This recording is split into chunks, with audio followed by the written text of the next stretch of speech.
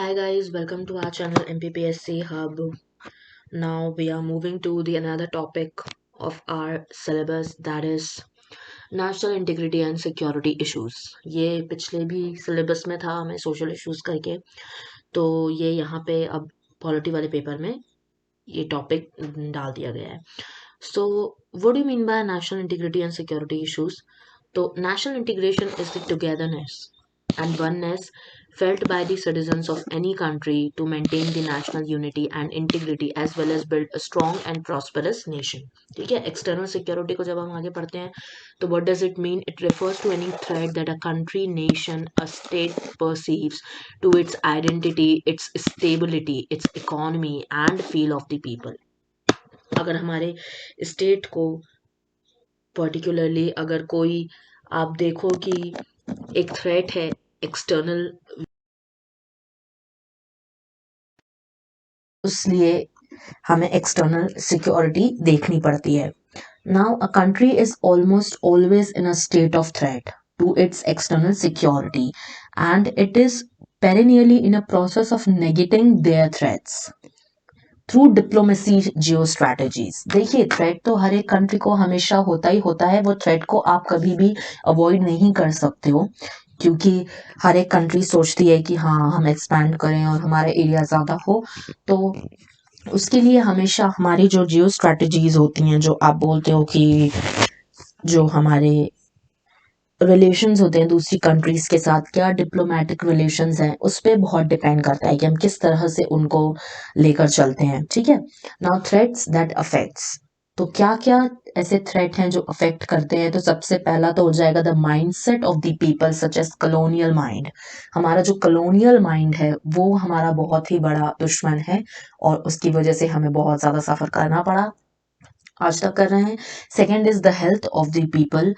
Third, the susceptibility of the country towards cyber attacks, cyber warfare. आपको पता है कि अब इतना आगे बढ़ चुके हैं हम टेक्नोलॉजिकल वर्ल्ड में, लाइक आर्टिफिशियल इंटेलिजेंस आ चुका है, बिग डेटा आ चुका है, नैनो टेक्नोलॉजी तो है ही. तो काफी अटैक्स, साइबर अटैक्स इंडिया पे हो भी रहे हैं अभी. तो ये भी एक बहुत बड़ा इशू है. Then China Pakistan networking. China और पाकिस्तान का अभी आपको पता है कुछ ज्यादा ही मित्रता बढ़ रही है, तो वो एक हमारे लिए थ्रेट हो सकता है, because Pakistan is not that much able to attack us or something like that. But if Pakistan gets the backing from China, तो उसको जो है वो बहुत ज्यादा स्ट्रांग बना रही है वो बैकिंग, है ना. तो ये एक प्रॉब्लम है. देन मैरीटाइम थ्रेट्स तो होते ही हैं ओशंस के थ्रू. सिक्स्थ है existence and opening of a two war front. अगर ऐसा हो जाए तो वो हमारे लिए थोड़ा सा दिक्कत वाली बात है. देन सेवेंथ है द न्यूक्लियर थ्रेट. ये आजकल बहुत न्यूज में. न्यूक्लियर थ्रेट जो है, न्यूक्लियर अभी आजकल सबमरीन हर कोई टेस्ट कर रहा है ना. न्यूक्लियर वॉर तो फिर बहुत एक थ्रेट एक आ ही रहा है कि यार न्यूक्लियर वॉर है ना. ये एक बहुत बड़ा थ्रेट है. Then next is threats to Arunachal and Siliguri corridor. By कौन? By the China. China every time claims that Arunachal is part of China. I don't know on what basis they said that, but बोलते हैं कि यार अरुणाचल जो है वो हमारा China का पार्ट है. तिब्बत तो ऑलरेडी क्लेम करते ही हैं वो. So this is the major threat. Then cross border threats, अगर हम बॉर्डर को हटा के बात करें तो क्या क्या हो सकता है. तो most external threats emanate from an unsettled boundary dispute with China that has been forced on India and ongoing cross-border jihadi terrorism in J&K. Sponsored terrorism supported by ISI and Pakistan-based Islamic fundamentalist organizations like Lashkar-e-Taiba and Jaish-e-Mohammed. इन्होंने जो है वो पुलवामा का attack किया था. तो ये हमारे लिए एक मेजर थ्रेट्स हैं ये दोनों ही जो टेररिस्ट ग्रुप्स हैं. Then who in turn are inextricably linked with international jihadi groups like Taliban and al Qaeda.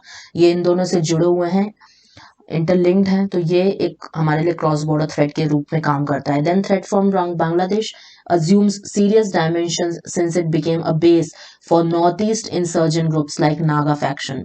हमको पता है नागा फैक्शन, नागा जो है ग्रुप है वो नागालैंड को बिलोंग करता है और ये जो है वो बांग्लादेश में जाके इंसर्जेंसी थोड़ा सा कर रहे हैं. तो ये हमारे लिए प्रॉब्लम वाली बात है. To cap it, nuclear threats from neighboring states. and from jihadi groups have the potential of using nuclear weapons in the foreseeable future. Significant being China Pakistan nuclear nexus. या मैंने आपको बताया न्यूक्लियर जो है वो आजकल बहुत न्यूज में, न्यूक्लियर वॉर, न्यूक्लियर सबमरीन, तो इस चीज को लेके भी बात उठती है। फिर मल्टीपल चैलेंजेस क्या हो सकते हैं इंडिया के लिए सिक्योरिटी के बेसिस पे, तो Pakistan has been continuously using terrorism as an instrument of foreign policy and as a force equaliser.